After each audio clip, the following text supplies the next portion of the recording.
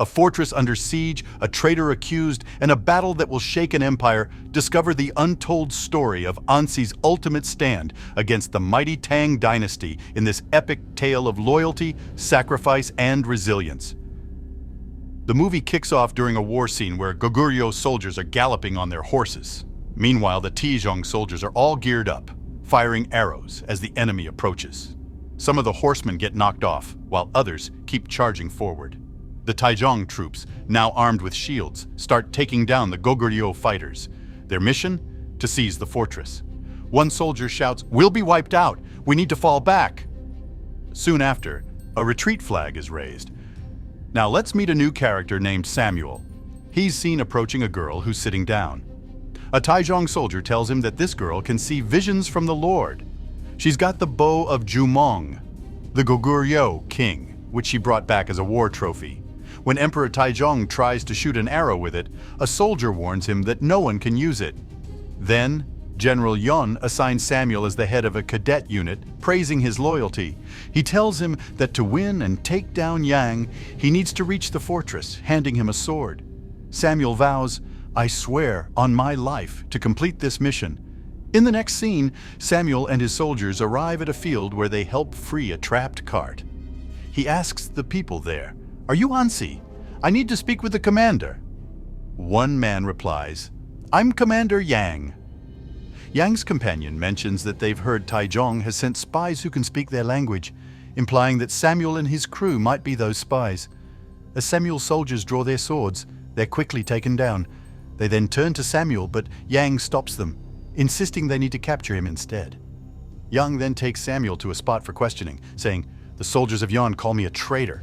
"You've stepped into the lair of a traitor." Samuel mentions that enemies are hot on his trail. "Ansi is my homeland, whether I want it to be or not." Meanwhile, a guy greets Samuel, recognizing him as the last surviving member of his clan. Samuel stands there, gripping a sword meant for Yang's murder. Then he spots Yang with a baby from a struggling family in their humble home.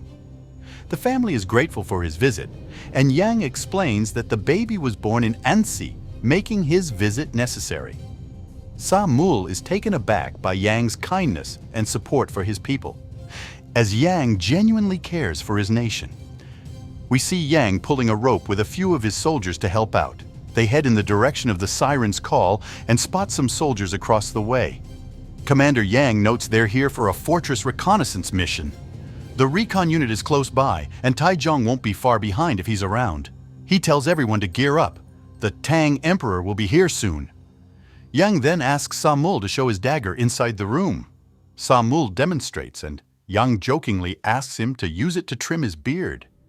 It's a tradition for soldiers to tidy up before heading into battle.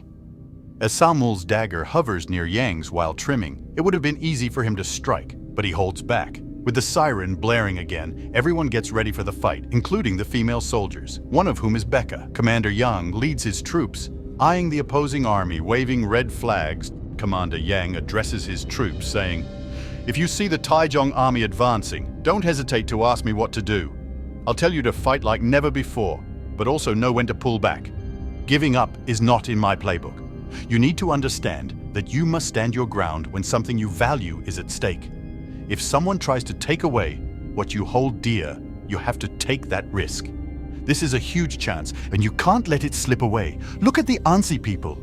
They've always been there for us. We will protect them." The soldiers rally together, shouting "Battle!" as they prepare for the fight. Meanwhile, on the enemy side, a soldier remarks, "That's Commander Yang, our target. All his efforts will be for nothing."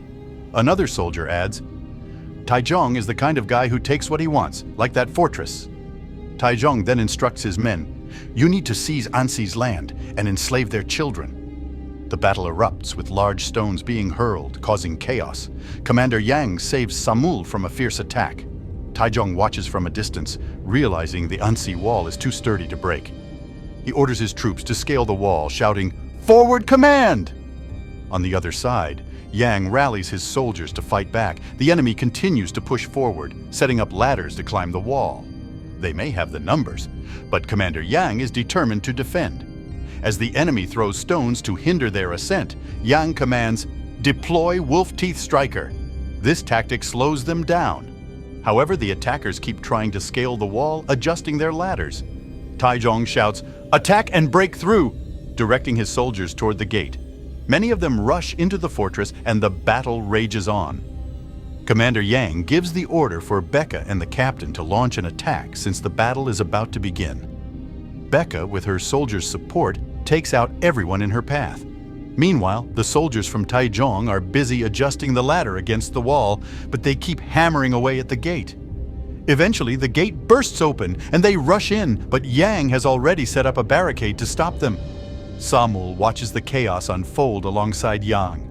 Yang then shouts, "Close order formation!" It turns into a fierce battle, and Commander Yang forces the enemy to retreat. Taizong calls for a withdrawal, and Yang's troops cheer victory as they claim the win. They push forward with Samul as the sirens wail again. Yang remains active and fearless as the night battle reignites, flames lighting up the scene. Suddenly, he gets struck by a sword and collapses. Samul, seeing Taizong's soldiers approaching from behind, takes them out just as they aim for Yang. Yang is shocked to see Samul, who has turned from enemy to savior. Though wounded, Yang realizes that the opposing forces have retreated back to Taizong. A crowd gathers again while Taizong rants about conquering vast lands but struggling to take down a mere fortress. Frustrated, he dismisses a woman who bows to Commander Yang. She presents King Jumong's bow to Yang, saying she was sent by Taizong. She warns that he's preparing for a final assault by building a dirt mound taller than Ansi, promising that if he attacks, there will be no escape. She also reveals that Taizong's army will unleash a relentless barrage of arrows, offering everything if Yang submits to him. If not, the entire fortress will be obliterated with the completion of the dirt mound. Yang is determined to protect Ansi. Taizong is informed that the dirt mound is being built quickly, and they expect to finish it in 2 months before winter hits.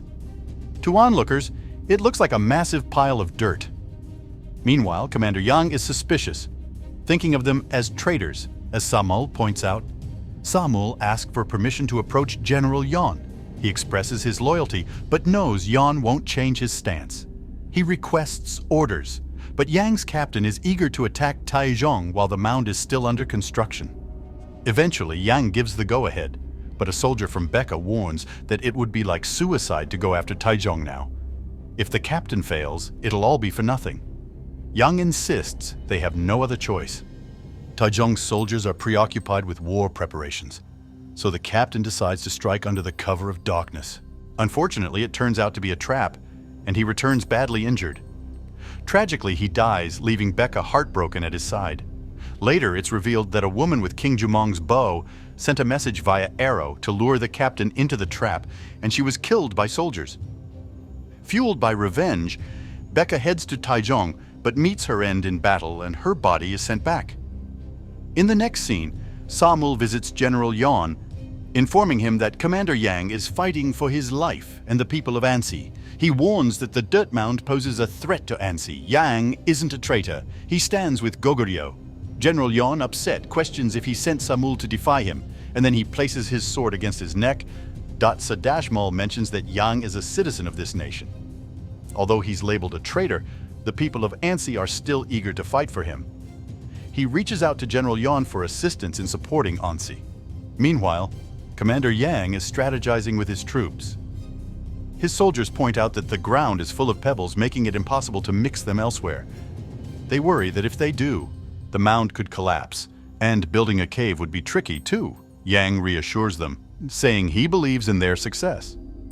On the flip side, Taizong is busy gearing up for battle while his soldiers keep working hard. They eventually finish a magnificent wall, which they proudly call a stunning sight.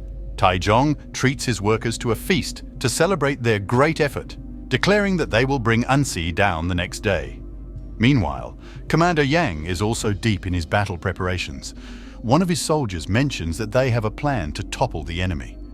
As heavy rain pours and lightning flashes, young soldiers express concern that the cave will fill with water before they can strike. The next morning, Taizong's troops are lined up, while Yang's soldiers find themselves in a waterlogged cave, wondering what to do. One suggests they can chop their way out with axes.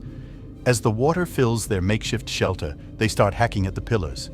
The battle erupts as Yang's men relentlessly attack the cave's supports. Just as they begin to weaken the structure, Taizong's soldiers arrive, but Yang's troops are determined. The ground starts to shake, and the dirt mound begins to collapse. Yang's soldiers bravely sacrifice themselves in the cave for the people of Ansi. The tale unfolds. Taizong declares, "I want Yang's head on a platter, and I expect to be compensated for it." Both sides keep firing arrows even as night falls. Yang rallies his troops, urging them not to lose hope. The fighting rages on into the next morning, and Yang's hands bear the marks of battle. He instructs his soldiers to fetch King Jumong's bow, but one soldier protests that no one can use it. Yang insists that the holy King Jumong wielded it. He prays for assistance as he prepares to shoot, proclaiming, "We will end this war." He releases the arrow, honoring the sacrifices of many. A hush falls over the battlefield. The arrow from King Jumong's bow strikes Taizong in the eye, leaving him blind in one eye. Yang's army then charges forward with renewed bravery.